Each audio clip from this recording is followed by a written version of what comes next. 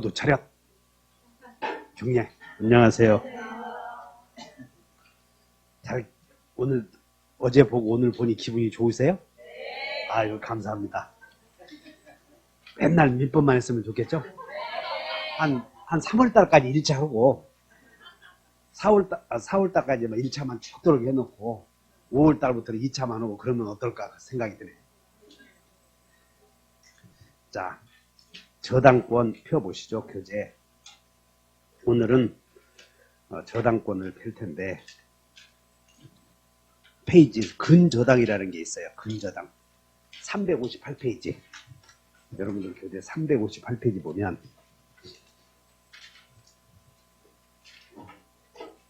저당권, 근저당권 보이죠? 그럼 여기 한번 봐. 이제 우리 조문에는 356조의 저당권의 내용이 있고 357조에 있는 근저당권의 내용이라는 게 보여. 그래서 토지에 지금 요 갑이 소유하는 토지 위에 X 토지가 갑 소유인데 이 토지 위에 A에게 1번 저당권을 설정해줘. 그럼 이 저당권은 등기부를 보면 원금이 정해져 있어. 원금이. 그래서 이 X토지 등기부 보면 X토지 등기부 을부를 보면 자, 저당권 등기부에는 세 가지를 꼭 기재해야 한다고 했지.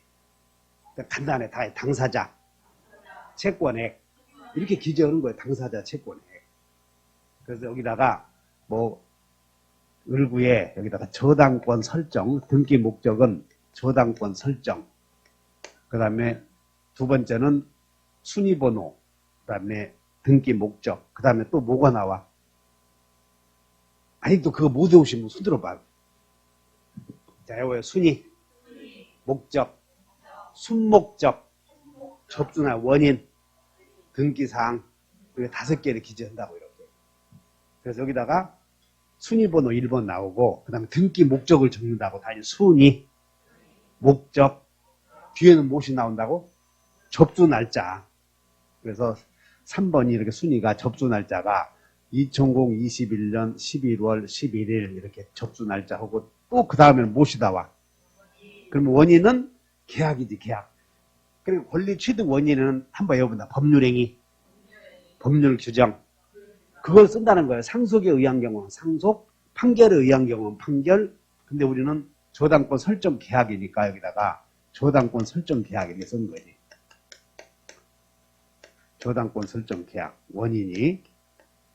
그 다음에 이제 권리자를 기재할 텐데 등기부에는 세 가지 다 같이 권리자, 채무자, 채권액. 그래서 여기다가 저당권자는 이렇게 채권자로 이름을 기재하고, 그 다음에 채권액은 1억 이렇게 기재하고, 그 다음에 여기는 채무자는 돈 꾸어 쓴 채무자를 이렇게 기재한다고. 그래서 지난주에 뭘 배웠냐면, 자, 한번 외워본다. 채권자와 저당권자는 같아야 된다. 채무자와 채무자는 같아야 된다. 만약에 다르면 당사자가 불일치되어서 무효가 돼버려. 이렇게. 이게 지난주에 배운 거야, 이게. 근데 저당권은 보시다시피 채권액이 원금이 정해져 있어, 안 정해져 있어? 저당권은 정해져 있는데 근저당권은 뭐냐면 은행에서 1억을 빌려주면서 나중에 원금 받고 이자 받고 어쩌다 저쩌다 사정이 변하면 1억을 제때 못 받을 수도 있잖아. 그러면 1억보다 조금 더 높게 잡아. 한 2억 잡아놓고, 그리고 나중에 사정이 변하면 나중에 돈 어떻게 받을 것인가 결정한다는 것이야. 근저당은, 근자는 그야말로 뿌리만 일단 설정해놓고 원금은 다음에 정하겠다, 그런 뜻이야 이게. 그래서 근저당권 한번 읽어보자고. 자, 한번 읽어본다. 근저당권의 내용. 여러분 책을 봐. 근저당권은 시작. 근저당권은 그 담보할 58. 다시 358쪽을 페이지를 펴셔. 펴셨나? 그럼 바로 조문 나오지? 한번 읽어본다. 1항 시작. 그 담보할 채무에 뭐만을 정하고, 여기다 동그라미 쳐. 최고액을 동그라미 쳐. 최고액. 최고액만을 정하고 채무의 확정 나오지? 거기다 밑줄 그으셔. 채무의 확정. 최고액만을 정하고 채무의 확정이나 채권의 확정이나 같은데 이게 뭔 얘기냐면 우리가 이 저당권자가 채무자에게 1억을 빌려주고 2억 이렇게 기재해 놓는다고. 1억을 빌려주고 원금 1억을 빌려주고 2억을 기재해 놔. 그리고는 장래 증감 변동될 수 있지 이렇게. 그래서 장래 원금 갚았다가 줄였다가 하다 보더라도 그냥 그대로 살아있는 저당권이야 이게. 그래서 최고액을 정해서 뭐라고 정해냐면 여기는 근저당권은 여기다가 뭐라고 써냐면 근저당이라는 취지를 기재한다. 그 말은 저당권 설정 이렇게 안 쓰고 앞에다 근자를 붙이는 거야. 근자. 그 여기다가 근저당 설정 이렇게 써요 이게. 그 다음에 여기는 뭐 계약 근저당 설정이 목적이니까는 중복되는 걸 피한다고 해서 저당권 설정 계약 이렇게 쓰고 여기는 이제 뭐라고 쓰냐면 저당권자 쓰고 여기는 채권액 대신에 최고액 그래서 10억 이렇게 기재해 놔. 원금을 1억 빌려주고 최고액 2억을 기재한다든가 하여튼 자기들끼리 합의해서 10억을 기재한다든가 알아서 할 수 있어요 이렇게. 그러면 근저당권은 이제 1억을 빌려줬는데 자꾸 이자 여러 가지 사정이 변해서 원금이 10억까지 될 거 아니야? 그럼 그때 경매하겠다 그런 뜻이야 이게. 그래서 근저당권은 최고액만을 정하는다. 그 말은 나중에 어떤 사정이 변할 수 있을지 모르니까 빌렸었다가 줄였다가 막 할 수 있어. 그래서 그때 상황을 변하기 위해서. 그러면 여기 갑이 근저당권은 갑과 을이 가구 공급계약을 해. 가구 공급계약. 가구 공장과 대리점 사이에 가구를 공급해 주기로 해. 그럼 여기는 가구를 공급해 주기로 하면 을은 가구 공급 대금, 물품 대금을 지급해야 될 텐데 대리점에서 물품 대금을 제때 납부하지 못할 경우도 있겠지. 그래서 가구 공장에서 공급을 해준다. 근데 제때 물품 대금을 납부하지 못할 것에 대비해서 담보를 요구해. 그래서 가구 공급 계약을 체결하고 담보로 요구하는 계약을 체결할 때에 이 계약을 근저당 설정 계약이라고 하고 여기서 가구 공급 계약을 하면서 뭐라고 하냐면 내가 10억까지 예상으로 가구를 공급해 주마 그래. 10억까지 예상으로 가급을 공급해 주마. 그러면 그래? 나중에 외상은 소도 잡아먹는다 소리 들었어?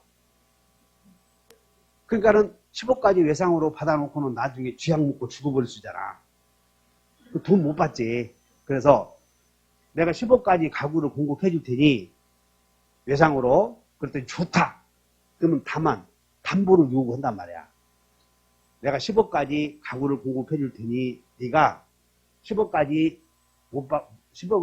채무 이행 못했을 때 이 채무 이행을 믿게 해봐라. 그래서 담보를 요구해. 이걸 저당권 설정 계약이라고 그래. 이렇게. 그래서 이렇게 계약을 체결하고 나중에 여기다 저당권 설정 계약을 체결하고 최고액을 여기서 10억까지 공급해 주긴 했지. 이거 최고액이라고 그래. 이거 기본 계약이라고 한다고. 그래서 기본 계약에서 내가 외상대금 10억이 될 때까지 공급해 준다. 저게 최고액을. 기본 계약에서. 자, 그럼 여러분들 359페이지를 한번 펴보시오. 359페이지에 근저당권의 성립에서 방가로 1번에 근저당 설정 계약 거기 밑에 동그라미 2번을 한번 보셔봐. 근저당권이 성립하기 위해서는 다 같이 시작. 근저당권이 성립하기 위해서는 설정 행위와는 별도로 피담보 채권을 성립시키는 무엇이 있어야 돼? 거기다 밑줄 그으셔. 피담보 채권을 성립시키는 법률 행위를 거기다가 뭐라고 써냐면 그걸 기본계약이다 이런 말을 써. 기본계약이다. 가구 공급계약과 같은 이런 계약을 뭐라고요? 이걸 기본 계약을 체결한다는 것이야, 이게. 그러므로 근저당 설정 계약이 성립되려거든 그 전제로 최고액을 정하는 기본 계약이 선행돼야 된다, 그런 뜻이야, 이게. 최고액을 정하는 기본 계약이 선행돼야 된다, 이렇게. 그러니까 기본 계약을 체결하고 거기서 최고액을 정해. 기본 계약을 체결하고 여기서 뭘 정해?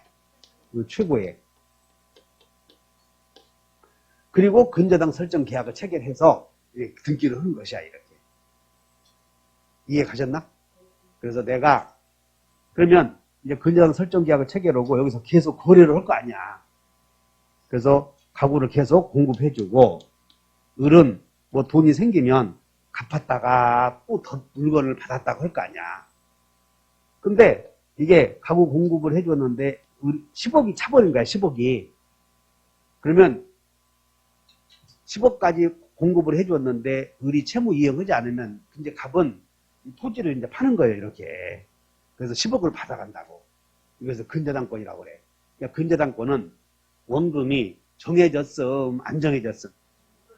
그래서 앞으로 정해질 걸 대비해서 저당권 설정 계약을 체결하는 걸 근자를 붙이는 것이야. 그러면 자, 저당권에는 따른다 원금이 정해진 경우, 안 정해진 경우 이렇게 해버리면 원금이 정해진 경우는 뭐라고 그래? 저당권.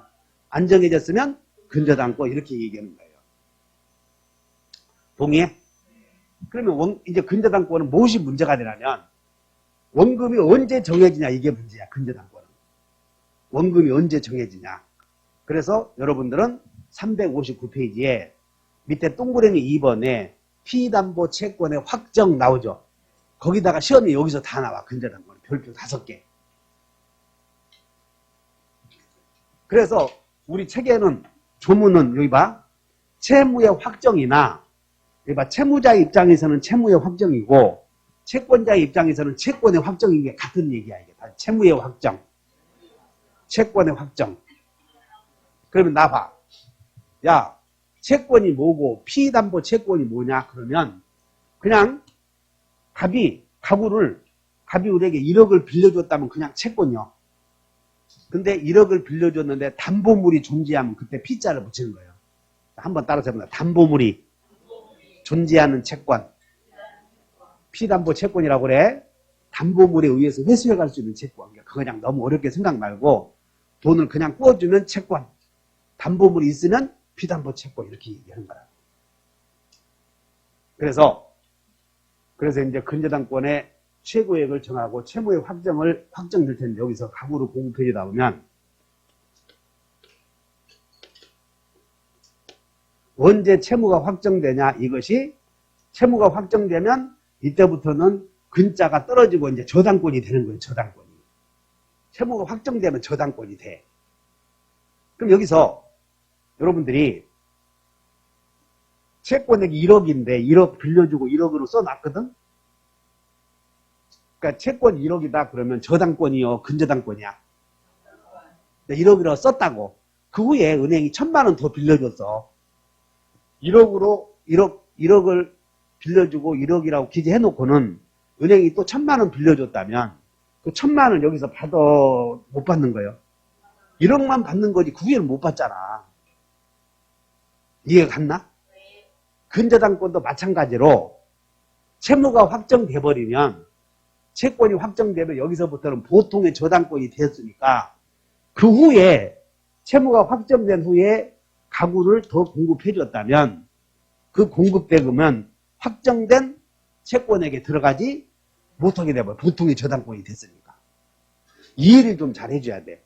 자, 근저당권은 채권이 확정된 후에 생기는 가구 공급 물품 대금은 더 이상 담보하지 못한다, 이렇게 이해하셔야 돼. 채권이 확정되면 후순위들이 다 기다리고 있거든, 이런 게.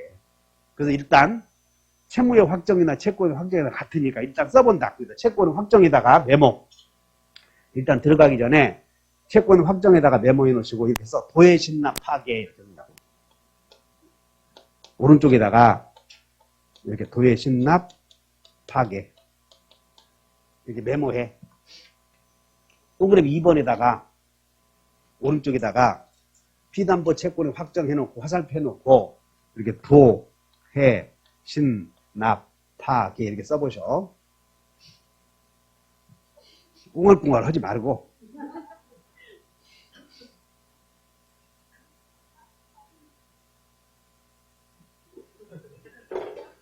글씨를 내가 잘 못 쓰나. 도, 해, 신, 납, 파, 개 이렇게.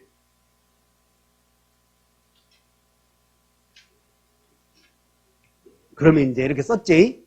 근데 밑에다 동그라미 쳐. 기간의 도래에, 자, 기간이 도래했대.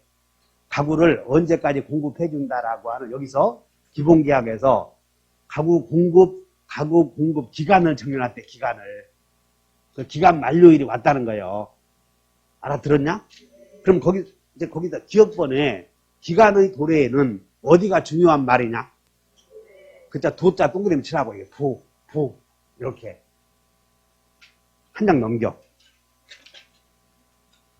니은번, 기본계약이나 근저당 설정계약을 해지하거나 해지했대. 기본계약을 해지했어. 근저당 설정계약도 해지했다고. 기자가 중요하냐, 해자가 중요하냐. 그거 봐라. 그러니까 해, 동그라미 쳐. 그 다음에, 니을번 봤더니, 경매 신청 나오나? 거기다가, 여기서 문제가 되는데, 여기 한번 보자. 근저당권자 1번이 있고, 2번, 여기 써놓고, 자. 순위번호 2번.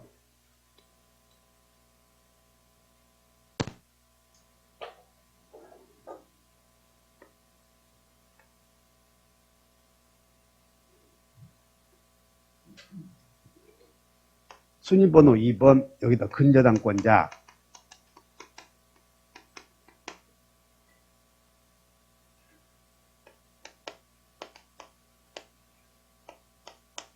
여기는 근저당권자 B 이렇게 있어.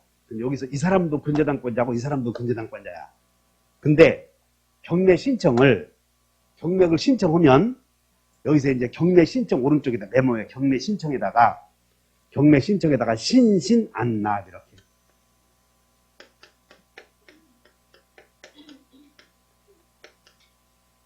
신신안납 이렇게 메모해봐. 오른쪽에. 쓰라면 써. 안 쓰고는 나중에 와서 모른다고 하지 말고. 이유가 있으니까. 이게 뭔 얘기냐면 이 근저당권자 A가 경매 신청했을 때는 신청한 사람은 신청시야. 신청한 사람은 언제? 신청시. 그럼 이 사람 봐라. 근저당권자 1순위가 근저당권 신청했을 때 2순위는 신청 안 했지. 신청 안 한 사람은 납부시에 채권이 확정된다는 거. 그냥 이 사람이 신청하면 A는 신청시에 확정되고 B는 신청 안 했으니까 이 사람이 신청하면 경락인이 경락대금 납부할 거 아니야. 그럼 이 사람이 신청하면 경락대금 납부시에 이 사람은 결정된다는 거야. 그래서 다 같이 신신 안납. 이 말은 신청하지 않은 자는 납부시, 신청한 자는 신청시. 이거보다 더 좋게 외우는 방법이 있으면 나한테 가르쳐줘봐. 이거보다 더 좋은 방법이 있으면 나한테 가르쳐주면 내가 내년에, 올해는 쪽팔리니까 안 오고 내년에는 후배들에게 자세히 가르쳐줄 테니까. 다시 한번 신신 안납. 이해하셨나? 이게 신신 안납이야. 안납 이렇게. 신청한 사람은 언제? 신청시. 신청하지 않은 사람은 납부시. 그런 얘기야. 좀 신신 안납 이렇게. 그래서 한번 읽어보자. 거기에 근저당권자가 경매를 신청한 경우에는 신청시에, 알아들었어? 그 다음에 후순위 근저당권자 경매 신청한 경우, 봐라. 이 사람이 후순위가 2번이 신청했다면, 2번이 경매 신청했다면 1번은 신청한 자요, 신청하지 않은 자요? 이 사람은 납부시다 그 말이야. 이 사람이 신청해서 경락인이 경락대금을 납부하면 납부시에 이 사람은 정해진다 그런 뜻이야. 그거 외우자. 다시 한번 신신 안납. 그러니까 여러분들 책은 후순위가 신청했을 때 선순위는 납부시다. 만약에 그러면 선순위가 신청했을 때 후순위는 언제요? 납부시. 만약에 다르게 물어보거든. 일반 채권자가 경매 신청했어.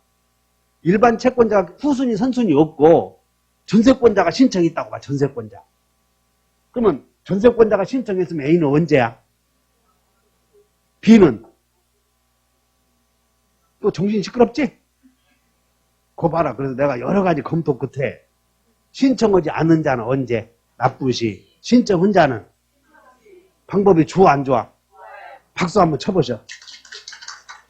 또 뭔지 모르는 것도. 다시 한번 신신, 안납. 그 다음에 여러분들 책에는 빠져 있으니까 이 파가 뭐냐면 채무자의 파산이야. 교재는 빠져 있으니까. 채무자가 파산 선고를 당해. 그 다음에 여기 개가 뭐냐면 하나 더 써. 채무자에 대한 회생 절차 개시. 파산법에 따라 채무자에 대한 회생 절차 개시.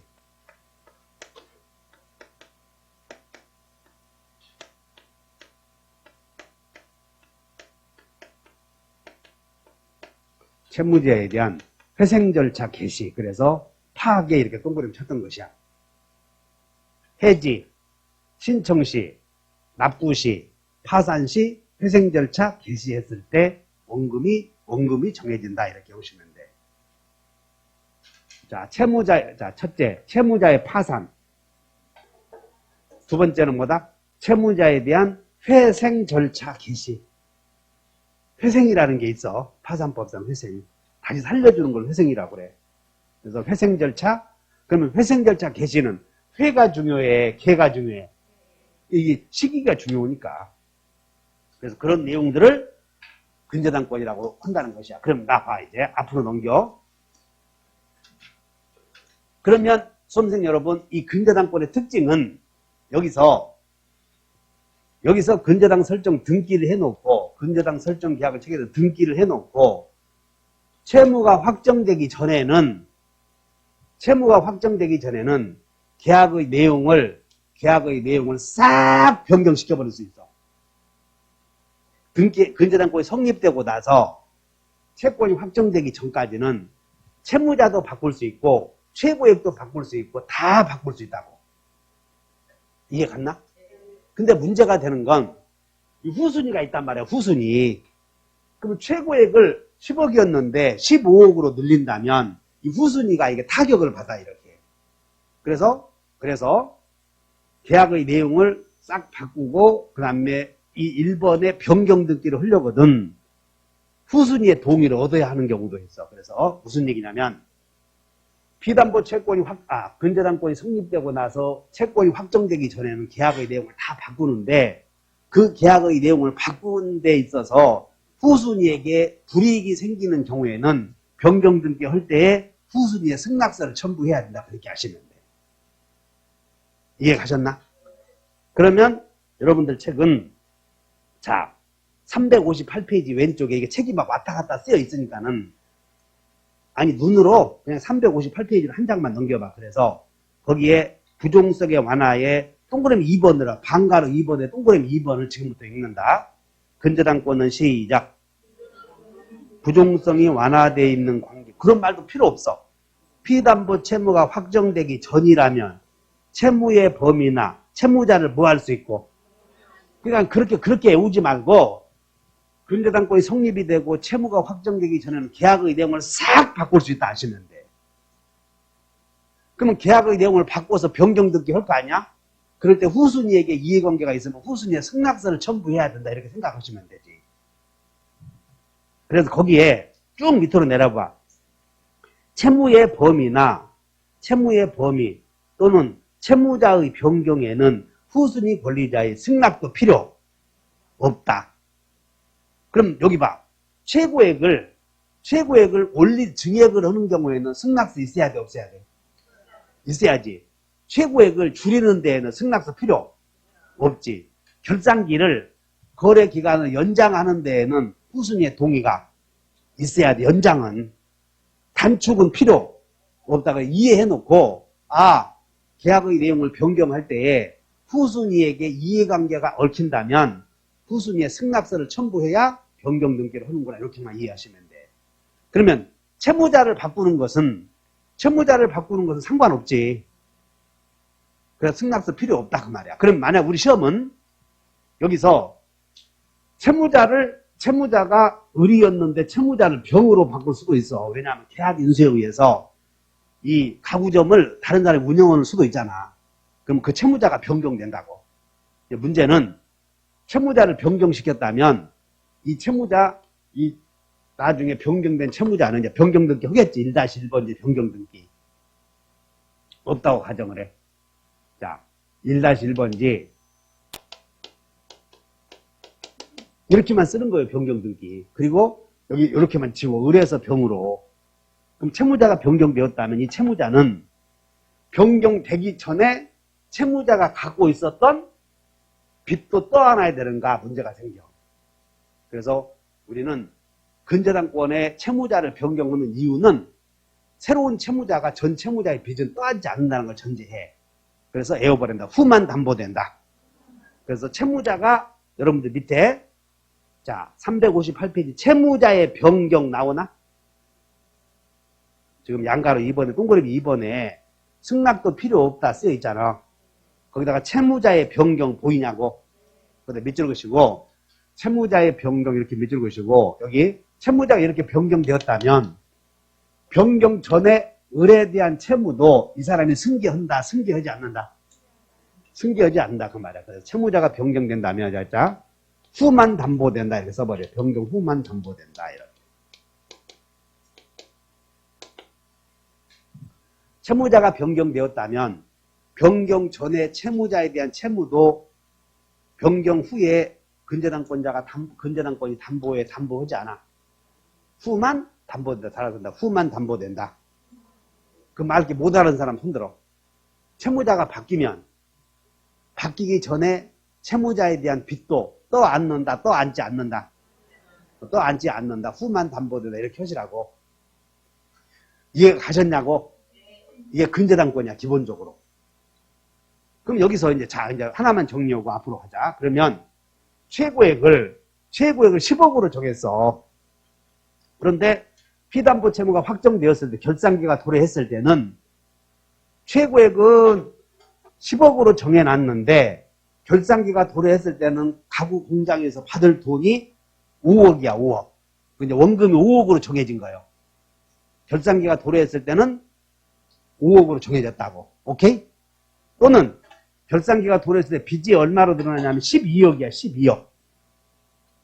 결산기 도래 시 가구 공장에서 대리점에게 못 받은 돈이 12억이라고. 그러면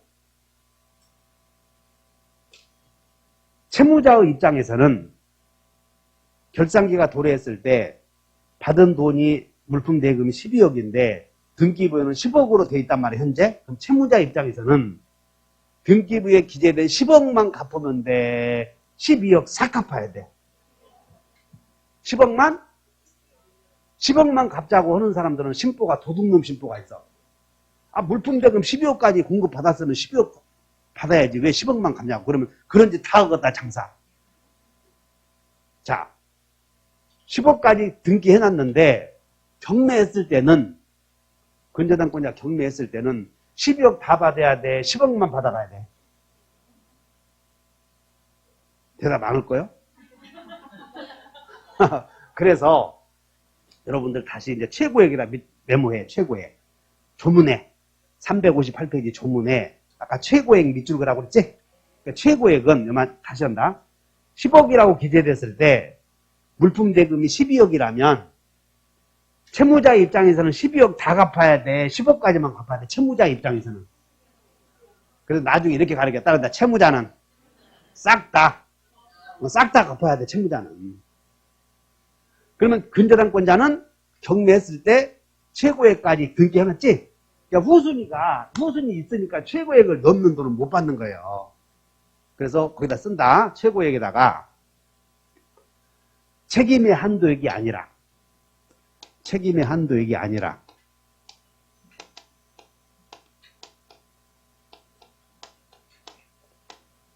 우선 변제의 한도액을 말한다.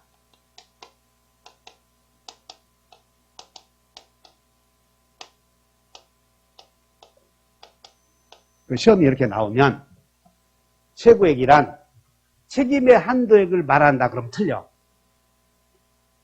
즉 10억으로 기재했을 때 채무자 입장에서는 등기된 대로 10억까지만 책임진다 그런 뜻이 아니고 싹 다 갚아야 돼. 채무자 입장에서는.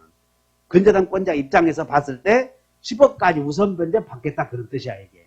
따라서 만약에 최고액을 넘으면 경매했을 때 10억까지만 받아. 우선 변제 이만큼만 우선 변제 받아. 다 받아.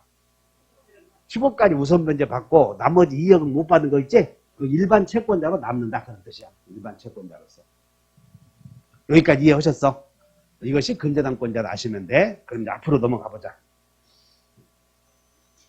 343페이지에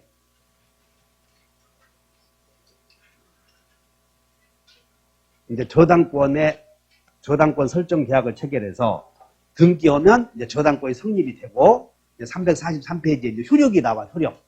우리가 이제 성립되었으면 효력이 이렇게 물어본다고. 그러면 한번 읽어보자. 성립, 효력. 그럼 여기서 저당권자는 자기 채권의 우선 변제를 받을 수 있는데 도대체 자기 채권의 우선 변제를 얼마만큼 받아가느냐, 그것이 피담보 채권의 범위야. 얼마만큼 받아가느냐. 근저당권자는 아까 근저당권자는 최고액의 범위를 넘는 범위까지 받아간다고. 최고액까지만 받아간다고. 그래 그 얘기야 지금. 그래서 오른쪽에 메모에 피담보 채권의 범위에 효력에서 이거 쉬운 거니까 이걸 너무나 어렵게 생각하지 말고 넘어가자고. 피담보 채권의 범위에 이제 두 가를 같이 가야 돼. 저당권과 그 다음에 근저당권. 이렇게 써놓고, 여러분들 저당권은 원금 받아 안 받아? 원금 받잖아 우선 변제. 그럼 이자도 받아 안 받아? 받지. 원금도 받고 이자도 받고.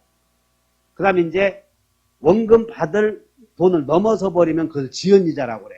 지연이자도 받아 안 받아? 그래서 여기서 지연이자는 후순위 때문에 다 받는 게 아니고 여기는 1년분만 받아. 보통의 저당권은.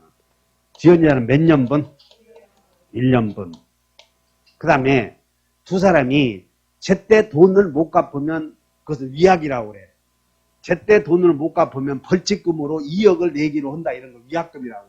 그래서 이런 걸 위약금도 받아가. 위약금. 그리고 경매 실행 비용.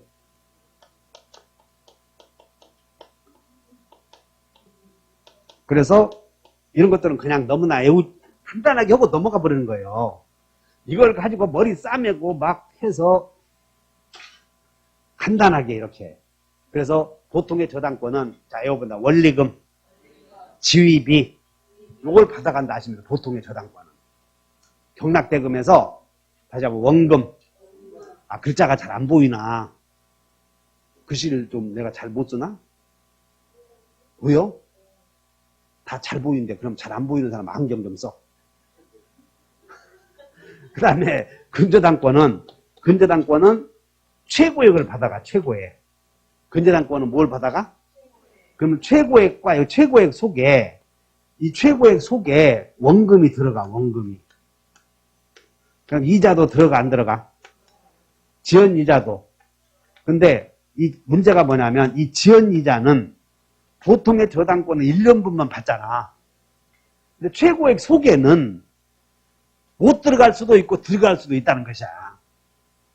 아까 10억이라고 했는데 가구를 12억까지 제공해버렸다면 젠장 이자는 못 받잖아 지금. 알아들었어? 네. 그러니까 최고액 속에 들어갈 수 있으면 다 받는다는 거야. 지연이자는 꼭 1년분만 제한 없이.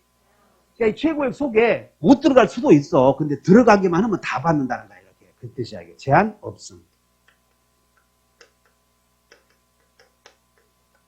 그리고 여기도 위약금 받고 최고액 속에 이렇게 해서 최고액 속에는 실행비용은 안 들어가. 최고액 속에. 그리고 실행비용은 보통의 근저당권자는 경매 실행비용은 보통의 저당권도 따로 받았지. 실행비용. 원금 속에 안 들어갔잖아. 그래서 근저당권의 최고액 속에는 실행비용이 안 들어가고 따로 받는다. 이렇게만 이해하시면 돼. 아셨나? 다시 한다. 근저당권자는 최고액까지 받는데 최고액만 받아 실행 등기 신청 비용이나 경매 신청 비용이나 이런 것들은 따로 받는다는 거예요. 감정평가 비용은. 그래서 실행 비용은 최고액에 들어가 안 들어가? 안 들어가 이렇게. 오케이? 그러면 이제 여기서 이렇게만 써놓고 거기다가 여러분들 그 오른쪽에다가 우선 변제의 순위를 한번 써봐요. 우선 변제의 순위.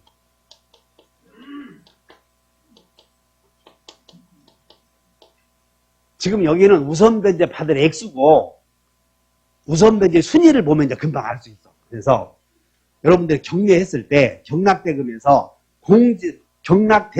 공제해 놓는 순위야 이게. 공제해 놓는 순위. 그래서 첫 번째로 경락대금에서 맨 처음에 배당 받아가는 것이 경매 실행 비용이야. 경매 실행 비용. 그래서 자 실행 비용을 받아간다. 두 번째는 저당권 성립 후에 용익권을 취득한 자가 있어. 저당권 성립 후에. 그래서 용익권을 취득한 자를 뭐라고 하냐면 제3취득자라고 하는 이따가 바로 배워요. 제3취득자가 목적물에 투입한 비용이 제3취득자가 투입한 비용 2순위야. 2순위. 그 다음에 3번이 여러분들 주택임대차나 상가임대차에서 소액임차인의 최우선 변제권 들어보셨어? 그 사람이 소액보증금이 쇠치기 하는 거야. 쇠치기. 3순위로. 소액보증금. 임차인의 소액보증금은 3순위로 쇠치기해서 받아가 이렇게. 소액보증금은 저당권자보다 먼저 받아 나중에 받아. 이거 저당권자보다 앞에 있잖아 지금. 쇠치기 한다니까 이렇게. 그 다음에 이제 이런 사람 먹고 살 수 있게끔 다 해주고 국가가 이제 세금 뺏어가는 거야. 당했세 이렇게. 당했세. 그리고 다섯 번째로 이제 최고액이 정해진 최고액이 여기 나와. 근저당권자의 최고액이. 즉 근저당권자의 최고액. 근저당권자의 최고액은 몇 순위로 배당받아가? 5순위. 그러니까 근저당권자는 저당권과 마찬가지잖아. 최고액은 5순위고 여기 실행비용은 눈에 보니까 몇 순위냐. 그렇게 해서 이해해 놓으라는 거야 이게. 즉 최고액 속에 실행비용은 들어간다. 따로 먼저 받아간다. 이렇게 이해해 놓으면 절대 틀리지 않아. 자, 한 장 넘겨. 그 다음에 344페이지에 저당권의 효력이 미치는 목적물의 범위에 부합물은 우리 앞에서 배워서 부합물은 2개예요, 1개예요. 그러니까 부합물은 저당권이 여기에 갑의 토지에 이렇게 저당권이 성립되기 전에 있었던 후에 있었던 1개예요, 부합물은. 그러니까 부합물은 저당권 성립 전이든 후든 묻지 말라는 거야, 이게. 당연히 1개 취급하니까 저당권 성립 미쳐. 이해하셨나? 그 다음에 양가로 2번에 종물 있잖아. 종물은 주물과 운명을 같이 한다니까, 종물은. 따라서 종물은 주물의 운명을 같이 함으로 저당권 성립 전후를 묻지 않아. 이해하셨나? 그 다음에 양가로 3번은 임의규정이다. 이 말은 계약에서 저당권의 효력은 종물에 미친다, 부합물에 미친다. 이런 규정은 특약이 있으면 특약이 우선한다는 거예요. 이렇게. 따라서 계약서에다가 종물에는 저당권의 효력이 미치지 않는다 써놓고 등기해 놓으면 안 미친다. 그 말이야. 특약에 의해서. 자, 그래서 양가로 2번에 임의규정 나오나? 요 봐. 처음 오신 분들은 임의규정이 뭐냐면 메모에 임의규정 처음 오신 분들, 돈 조금 내신 분들. 임의규정에다가 특약이 있으면 적용되지 않는 규정 이렇게 써. 임의규정이 무슨 뜻이라고? 특별한 약정, 특약이 있으면 적용되지 않는 규정. 그 다음에 345페이지 갔더니 저당 토지 위에 저당권자 토지와 여러분 토지와 건물은 부합이요 부합이 안 돼. 그러니까 저당 토지의 건물은 안 미치는 거예요. 그 다음에 농작물은 부합이 됩니까? 언제나 경작자 소유 있습니까? 그러니까 그런 것들은 효력이 안 미친다는 거 앞에서 배워왔던 거니까 간단하게 넘어가. 그 다음에 과실. 여러분 과실은 봐봐. 저당권은 점유를 해 안 해? 안 해. 그래서 또 과실을 모르더라고. 사과는 과실이요 아니요? 그럼 과일이라고 그래 저렇게. 과실이라고 그러냐, 과일이라고 그러지. 확 모르는 사람 데려다 놓고, 씨. 그래서, 물건에는 여러분들 동산과 부동산으로 나눠져. 물건은 크게. 그리고 원물과 주물로 나눠지고, 그 다음에 과실과 뭐 이런 걸 나눠진다고, 이렇게. 원물과 과실로. 근데 과실에는 듣고 말아버려. 듣고. 과실은 동산이야, 대부분. 그래서 과실은 천연과실도 있고, 그 다음에 법정과실이 있거든. 그래서 그냥 듣고 말아버려. 천연과실은 물건의 용법대로, 용법에 의해서 산출되는 물건을 천연과실이라고 해. 닭에서는 새끼가 나와, 알이 나와. 병아리 새끼가 나온다고 하면 안 된다? 어디? 병아리 새끼는 과실이 아니요. 병아리는 과실이 아니요. 아, 그 동네에서는 송아지 새끼는 과실이요. 근데 닭에서 나는 건 알이요, 병아리요. 그것을 과실이라고 하면 안 되는 거야. 독립물이니까 그게는. 그래서 닭에서는 알은 용법에 의해서 만들어졌지? 이런 걸 과실이라고 하고 천연과실이라고 그래. 쓰지 말아. 이 촌에서 온 것처럼. 염전에서 나오는 것은 석탄이요, 소금이요. 그걸 천연과실이라고 그래. 돈을 빌려주고 이자 받지? 그 이자를 법정과실이라고 그런다. 이자를. 그럼 이자. 이걸 뭐라고 그래? 법정과실. 따른다. 월세, 이자. 이해하셨나? 그렇게 하시면 돼. 그래서 자, 그러면 여러분들에게 이제 양가로 5번에 메모해. 양가로 5번에. 과실 있는데 양가로 5번에다가 천연과실, 법정과실 이렇게만 써. 천연과실, 법정과실. 법정과실이다. 이렇게 써놓고 그러면 법정과실이다 뭐라고 써냐면 이자, 그러면 월세 이렇게 써봐. 이자, 월세. 이렇게만 써놔. 그래서 그 법정과실은 물건의 사용대가를 말해. 사용대가. 그럼 여기서 저당권은 점유를 한다고, 점유를 하지 않는다고. 점유 안 하니까 월세 같은 거에 미치지 않는다는 거예요. 점유 안 하니까 거기에 목적물에서 나오는 과실 같은 거 수취할 필요가 없는 거지. 그래서 결론은 저당권은 점유회에 등기만 해놔. 그리고 목적물을 설정자가 쓰잖아, 이런 게. 목적물을 설정자가 쓰면서 설정자가 과실 그 이자 받지 않냐? 그 차임도. 맞아? 그러므로 과실에는 저당권 효력이 미치지 않는다 하시면 돼. 그런데 과실은 안 미치는데 저당권자가 경매오잖아. 경매. 채무자가 돈 안 갚아서 경매오면 경매 이제 신청하면 등기를 해. 이것을 압류라고 그래. 그래서 압류 후부터는 과실이 미친다 하시면 돼. 원칙은 저당권 효력은 과실에 미치지 않는다. 근데 언제 미쳐? 자, 여러분들 후과실. 이해하시면 돼. 후과실 이렇게. 그래서 여러분들 책에 후과실이다. 그래서 동그라미 2번에 그 굵은 선으로 되어 있어. 이 책이 참 좋은 게 졸더라도 눈 뜨면 굵은 선이 보여. 졸더라도. 그러니까 조는 사람은 그 어째 자꾸 조는지 몰라. 한번 읽어본다. 압류 후에 저당권 설정자가 저당 부동산에 관한 차임 채권 나오나?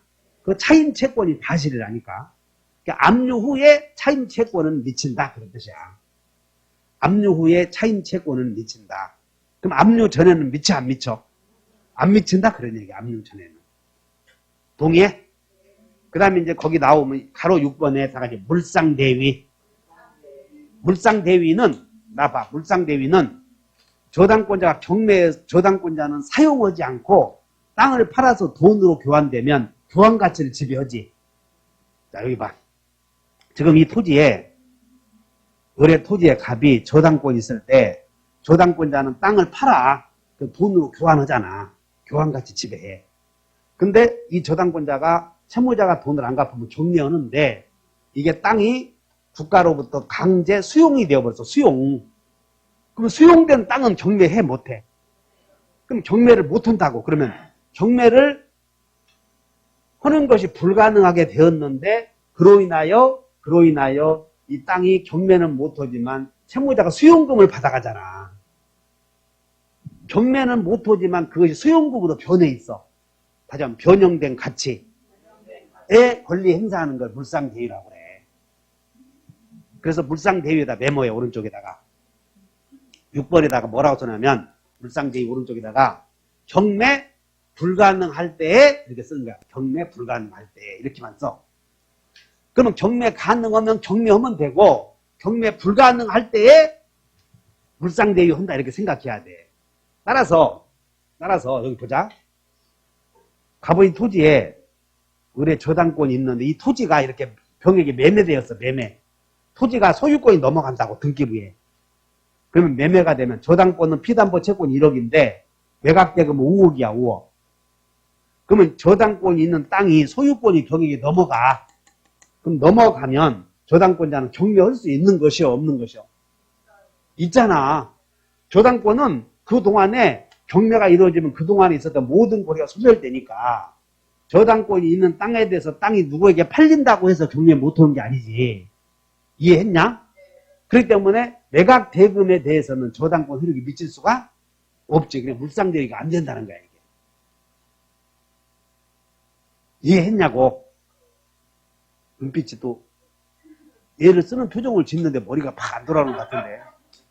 토지가 만약에 저당권은 채권액이 1억인데 토지가 이렇게 을에게 병에 팔려서 5천 받았다고 봐. 5천 매각 대금이. 그럼 5천만 원 받는다고 해서 그걸 손대면 손해잖아. 그냥 경매하면 되지. 그래서 물상대위라고 하는 것은 경매 가능할 때 해, 못할 때 해. 그러니까 저당권자는 경매하는 것이 원칙이요. 근데 못하면 이것이 다른 가치로 변형되었는가 보는 거예요. 그래서 예를 들어서 건물에 만약에 을 소유의 건물에 갑이 저당권이 있어. 이게 지진으로 붕괴되었지. 경매해 못해. 그럼 경매 못하면 지진으로 붕괴되었는데 이게 을이 다행히 보험회사에다가 보험에 가입했나 봐. 그럼 보험금으로 변했지. 그럼 보험금으로 변형된 가치 아니야. 여기다가 손대는 걸 물상대위라고 한단 말이야. 이해 갔어? 그러면 이제 문제는 자 물상대위는 저 앞에 있으니까 한번 갔다 와보자. 물상대위. 담보물권의 통유성에서 여러분들 326페이지로 한번 가봐. 교재 326페이지에 그 양가로 4번 갔더니 물상대위 보이지? 어? 거기다 왼쪽에 메모에 이제 물상대위 왼쪽에 하도 여러분들 책을 읽는 게 다 읽고 나서 못 읽었냐? 그러면 글쎄요 그래. 그래서 거기다가 물상대위에다가 왼쪽에 날개에다가 1번 행사요건.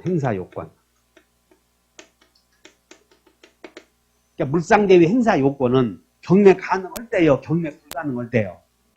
그렇게 해놓으면 되는 경매 불가능할 때 이렇게 경매 불가능할 때.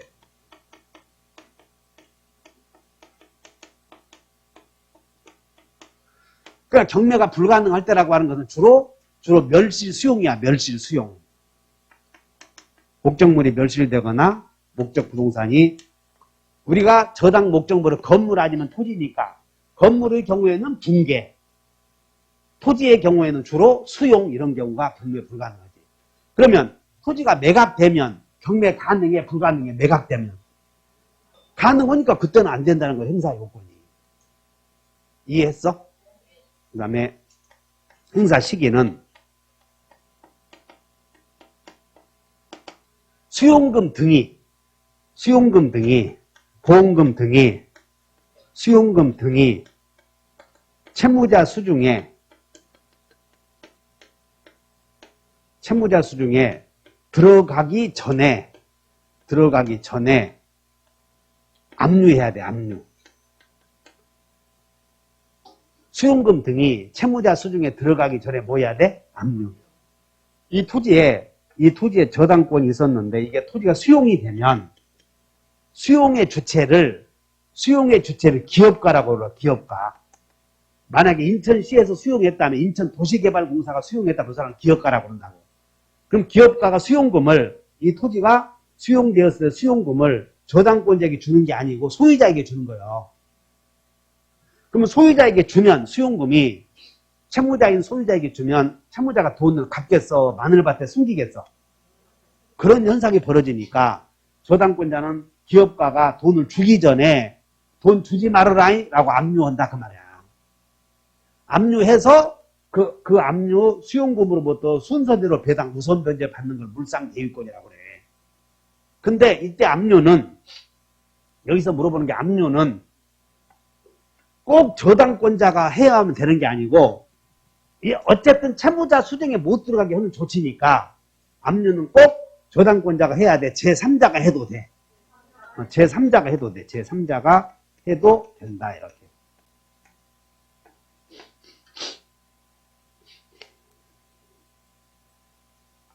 이때 하나 빠졌는데 여러분들 그 수용 협의 토지의 취득 및 보상에 관한 법률에 따라 협의 수용이 아니라 협의 취득이라는 게 있어. 이따 가르쳐 줄게. 자, 밑에 한번 볼까? 여러분들 책에 327페이지 한번 가보자.